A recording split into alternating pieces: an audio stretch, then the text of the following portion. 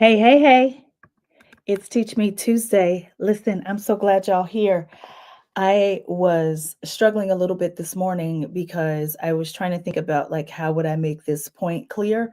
And I thought nothing like this Chiefs necklace that I won to help make my point. I was recently in Atlanta over the weekend and I did not have on any Chiefs gear and it was particularly because I don't like to do things that cause people to just talk to me unnecessarily when I'm traveling. And I certainly don't like to do things that are going to cause people to want to argue with me while I'm traveling. I like to be liked. It is the reason why the class I teach the most and is my favorite is understanding your leadership style. It's people don't likely get angry with me in that class. It's the reason why I like to teach people how to coach. It's not one of those classes that people get angry about. Um, but there were people who found out that, while I was traveling, that I was a Chiefs fan, even though I didn't have on any Chiefs gear. And what I would say is, yes, I was raised in the Midwest. I'm trying to tell my story, right? And I would say that I was a Chiefs fan when, Hermit was our coach and we were like never winning. And so it feels odd to be in this space where there are people who don't like you simply because of the team you're on. And I'm just saying all that to say that I like to be liked just as much as the next man. And so while I am talking about this on this Teach Me Tuesday and this idea that we are not like our ancestors, I want you to know that I want you to like me. I am making myself uncomfortable by knowing that I might say something that will cause anyone to not like me. Um I also have a point of not usually talking about people I don't know, but it is important right now as we think about what's happening at the federal level to talk about Elon Musk. Elon Musk is worth $422.7 billion. Dollars. And I realized recently that there are many people who don't know the difference between million and billion. Case in point, Tabitha Brown got online and publicly said, and the internet says she's worth $4 million. I have no idea what her net worth is because the internet be wrong sometimes. But it said that Tabitha Brown is worth $4 million. She gets on the internet and says, "Please do not boycott Target because my products are in Target." And I'm paraphrasing, but here's what I wanted to show you because I do think that we are not our ancestors, and part of the reason why I think we are not our ancestors is because we sometimes don't know how to just be strategic. I went to Target's website, and this is their fact sheet. You can go see it yourself. This was updated on January 24th. And it says, "We remain focused on driving business by creating a sense of belonging for our team." Fast forward, it says, "Guests and communities through a commitment to inclusion." They have stripped the words DEI from this, but DEI has never been discriminatory. I'm going to scroll down and it says throughout 2025, they will accelerate action in key areas, implementing changes with the goal of driving growth and staying in step with the evolving external landscape. So they're concluding their 3-year diversity, equity, and inclusion goals. That's what they're saying. They're concluding their racial equity action plan as planned. This was already a 5-year initiative. They are ensuring their employee resource groups and communities are fully focused on development and mentorship. These communities will continue to be open to all. Employee resource groups were never designed to be exclusionary. I do know that there were Christian resource groups that were exclusionary in some organizations, but they were never meant to be that. Like if you were an employee resource group, the whole idea was you were focused on workplace, workforce, marketplace. So in the workplace, how can you make sure everybody has a sense of belonging? In the workforce, how do you make sure that everyone has equal opportunity for progression? And in the marketplace, how do you make sure that your the products you serve or whatever it is you do is supportive of all communities? Um, Interestingly enough, this fact sheet did looks different today than it did yesterday, but it also says it is stopping all external diversity focused surveys, including the Corporate Equality Index, which is negative, and they are evolving their supplier diversity team to supplier engagement to better reflect our inclusive global procurement. Um, when I looked at this yesterday, I was fully planned to today tell you that I wasn't so sure that Target had turned its back on DEI because I believe this thing said yesterday. Oh, here it goes. Here it goes. Inside our strategy, um, their equal opportunity employer, I think it's important to know that it is still the law of the land that you cannot discriminate against people. All efforts around diversity, equity, and inclusion should have been non-discriminatory in the first place. And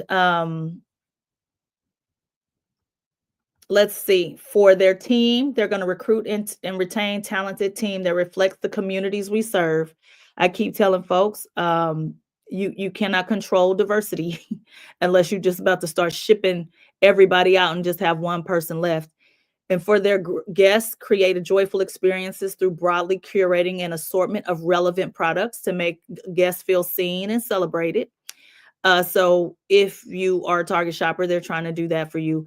I am not a Target apologist. What I am trying to say is that part of the strategy is to distract and to divide and to destroy.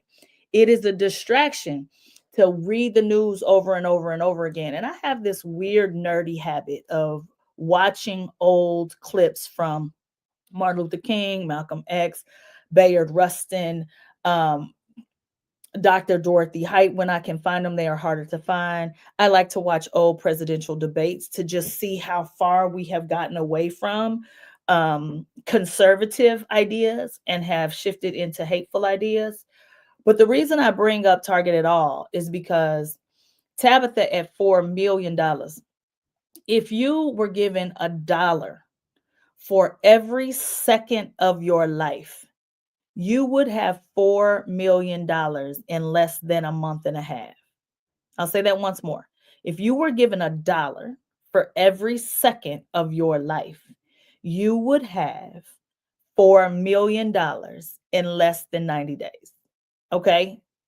In fact, in 44 days, in 44 days, you would have $4 million if somebody gave you $1 for every second of your life. Now, contrast this. Now, I actually had to pull out my calculator on this one. Elon Musk has $422.7 billion. You would need to live 13,394 years to get to live 422.7 billion seconds. If you were thinking about 13,394 years ago, that is the upper Paleolithic period, a time when early humans were still primarily hunters and gatherers. When we start talking about capitalism is not the issue, when we start trying to get people to buy things that they don't need, I need you to remember that the 400 richest white US citizens, that actually includes Elon Musk, have the same wealth as every single Black and Latinx person in this country. If you were looking at how much it's.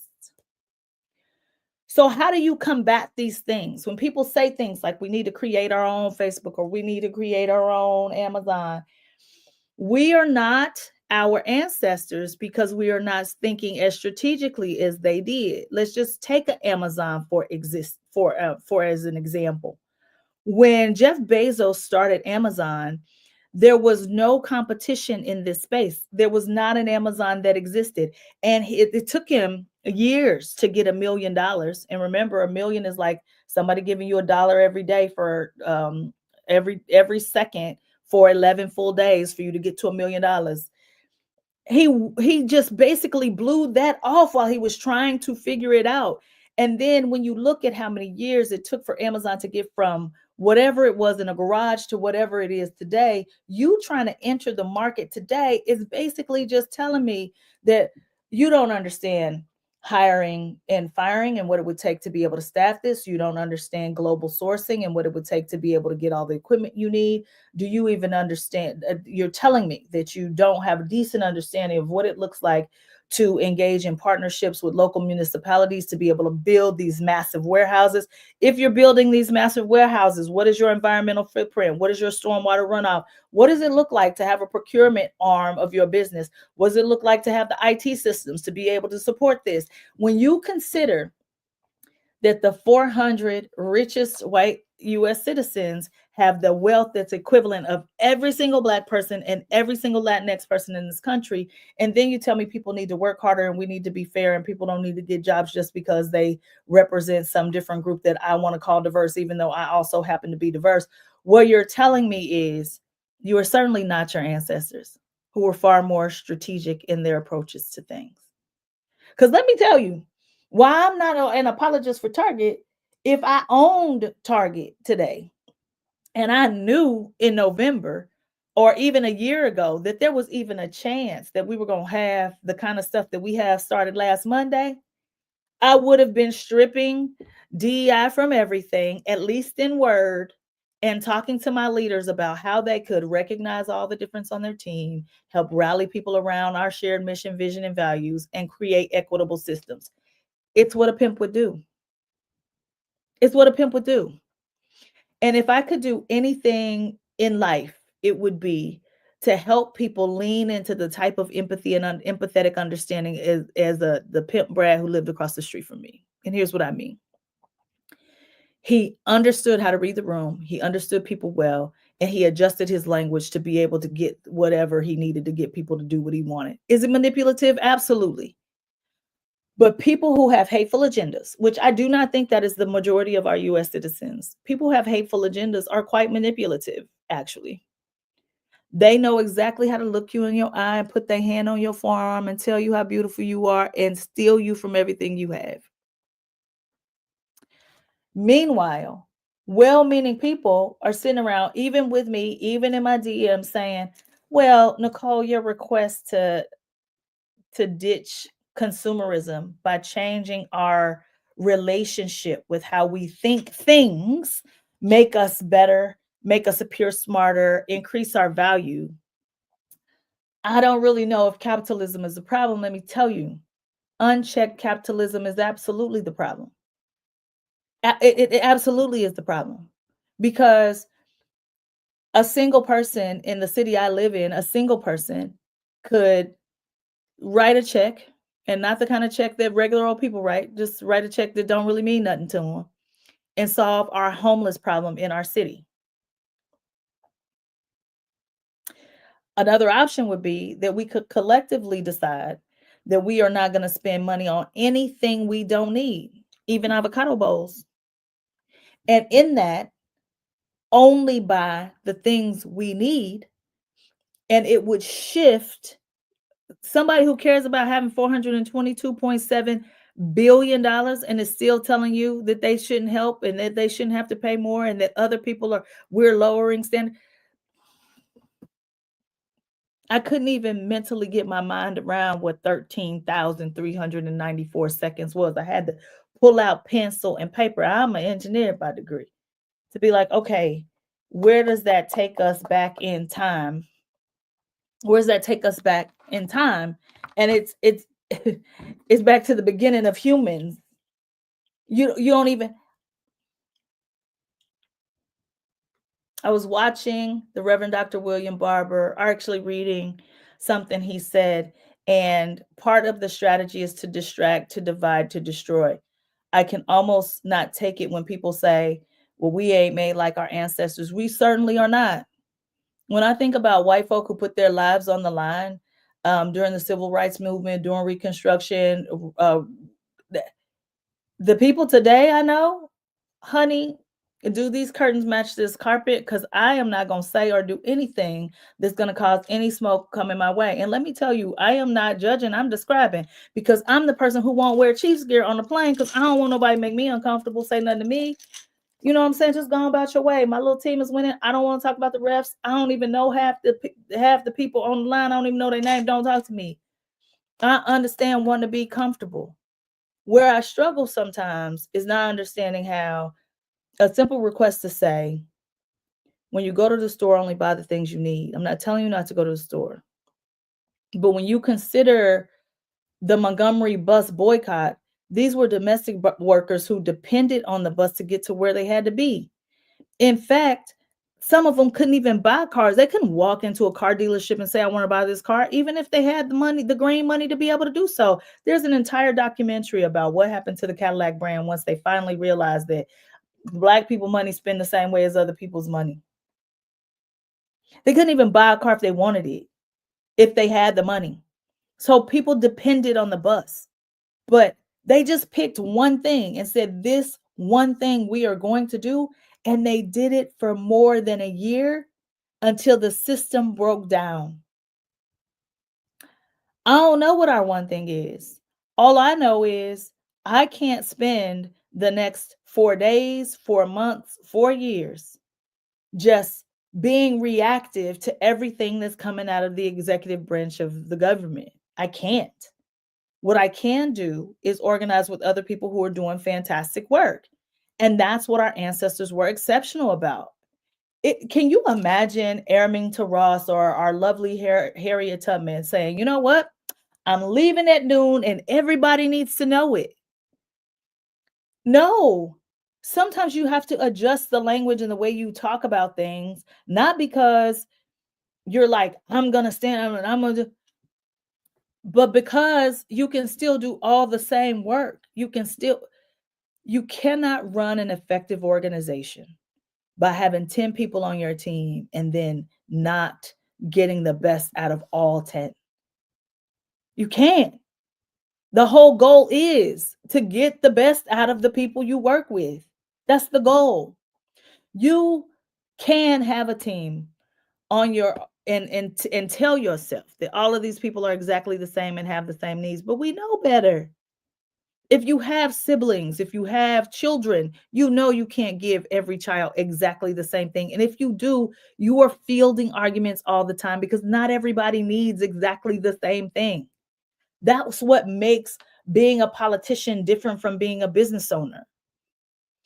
A politician has to figure out what works for rural communities versus what works in urban centers versus what works for people who are middle class versus what works for people impoverished versus what works for people who need public transportation versus people who are driving around in their own cars. Business people go, I don't care about none of that. Let me find out who my niche is and make things work for this niche. That is why it is incredibly dangerous to have somebody who is worth $422.7 billion. Again, that would be like 13,394 years in seconds, advising the highest leader in the land. $1 billion would be just unfathomable for most of us. And because we're talking about millionaires and billionaires in the same sentence, that we're putting the likes of a Tabitha Brown, who, if you thought about $4 million in seconds, we talking about 44 days, 44 days versus 13,394 years in seconds. These people are not the same. They're not the same. And we have the ability to make decisions. I'm telling you, if you need something, buy it. If you have convinced yourself you need something, buy it. You got an event this weekend and you have just convinced yourself that you need a dress to go with it. Who am I? What I'm saying is, don't buy anything you don't need. Materialism is making way for us to just consume so much. And we've gotten to be such consumers that we don't even have, a little bit of money to be able to show up in the courageous leadership ways we need to show up. The number of people who are saying, what about me? Including the likes of somebody who has $4 million. My question is this, and I'm going to talk about myself too, right? Like I have way too much lipstick. But if by chance I just think I need another one, I just have to because I have used up my red. Pink Lips Cosmetics is a black owned makeup um business right here in Kansas City. I'm sure I can get a red that'll work just fine. Stay on forever. If I think I absolutely have to have it. But what is more true or is as true is that I can use one of them liners in there and I can put on something I already got and it'll look beautiful. I'm telling you about simple things, but I want you to extrapolate it into bigger and more important things because it is probably going to get worse before it gets better. But don't you get lulled into thinking that there's absolutely nothing we can do. That's part of it, to distract, to divide, to destroy.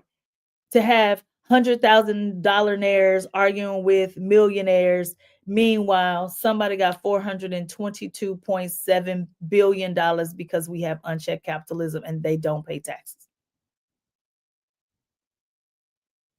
One of the people I like to listen to is the Reverend Dr. William Barber. He is the modern day person running the Poor People's Campaign. And what he reminded me of was this.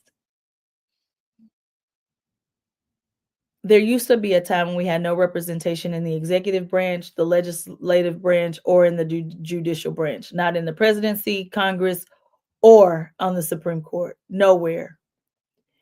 And we still figured out a way. But if you think by chance that your charisma, that the nice way you talk, that your little bit of wealth, that because you ain't got 13,394 seconds worth of dollars. you we're not. So as we are doing this, the way that you get an oligarchy is to have someone with incessant amounts of wealth who just decides that I'm going to be the one who's making the decisions for everyone else. And I have not seen one that I want to be part of. Why am I saying this? Because I need someone to teach me how relentlessly focusing, staying unified, and deciding what's the one thing we're going to build is not the way out of this thing. Because I think it is. Maybe I'm talking about this too simple. But when I look back at what our ancestors have done to fight distraction, they focused. To fight division, they unified, even with people they disagreed with. And instead of destroying each other, they figured out what they were going to build together. When I hear someone say, I am more Malcolm than I am Martin, or I am not my ancestors, here's what I hear. You're very ahistorical. You have a very limited view of both Malcolm and Martin. That you don't understand the type of courage it takes to leave your warm house and decide that you are going to be part of a children's campaign, or that you are the children's movement, or that you're going to be a freedom rider when your life is comfy. It is going to require some sacrifice to be able to fight hatefulness. And I describe hatefulness like I do. This got this little rocky patch outside of my garage here, and there's no dirt. But every summer, unless I have just recently put down a barrier, weeds grow there. And weeds grow there because weeds don't need sun. Weeds don't need much water. Weeds don't need nourishing. But when you're trying to build something beautiful,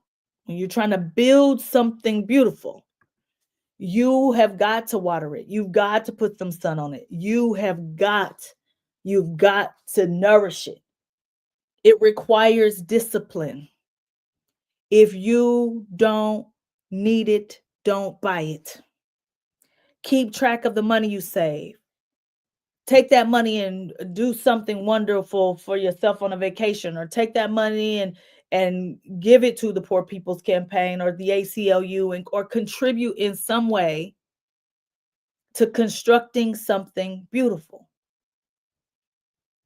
Because constructing something beautiful does require work. Someone said to me one time, why we got to do all this work? When I said we got work to do. Well, teach me what the alternative is. Do we sit back and be part of the crazy making? Do we sit back and criticize? Do we sit back and fight each other? And I'm going to tell you, I'm the first one to admit, if I was Miss Tabitha Brown's executive coach and I was working with her team of people, I would have told her not to go live. 2 reasons. 1, don't talk to folk when you full of your emotions. Recognize, understand, label, express your emotions privately so that you can get out in front of the people and regulate. That's true leadership. That's true leadership. But the second reason is, even when you're in the middle class, you can't look at poor people and say, buy my stuff, because what about me? It lacks sympathy. It lacks compassion. There are power structures that you cannot deny. It's like, what I look like a child has a need, and I go, well, what about me as the adult? What do I look like when I live in a city with all the resources and highways and byways and healthcare systems and internet pathways, and somebody wants to pour more money into rural communities, and I go, well, what about me? It's a case of rugged individualism that we must reject. That we must reject. You tell me you value teamwork. You tell me you value integrity. Tell me you value almost anything besides wealth. And I'm going to show you a person who's going to be like, you probably are more community minded than you realize. I don't profess to know what the answer is, but I can tell you what it ain't. Sitting around all day reacting. Everything that's been done since last Monday was written in a 922-page document. I know you don't like to read. I know. It took me 9 weeks. I started Thanksgiving of 2023 and did not finish until January 26th or so, 2024. It took me 9 weeks, and I'm a reader. But what if you just took 1 page a day? You will have gotten through that document in less than 3 years. Do I know that's a long time? Yeah. Yeah, it's a long time. It's absolutely a long time. But it's less than the 4 years of what we're dealing with. And that document didn't get, when people like, we need to create our own 2025. Again, teach me, how do you respond to a document that they've been working on for 40 years? And you say, well, we need to create no, we have to create our 2065. Will you see the results of that labor? Maybe not, but it ain't just about us. It's about the legacy we are also trying to leave. At least I think so, but I don't know. It's Teach Me Tuesday. We got work to do.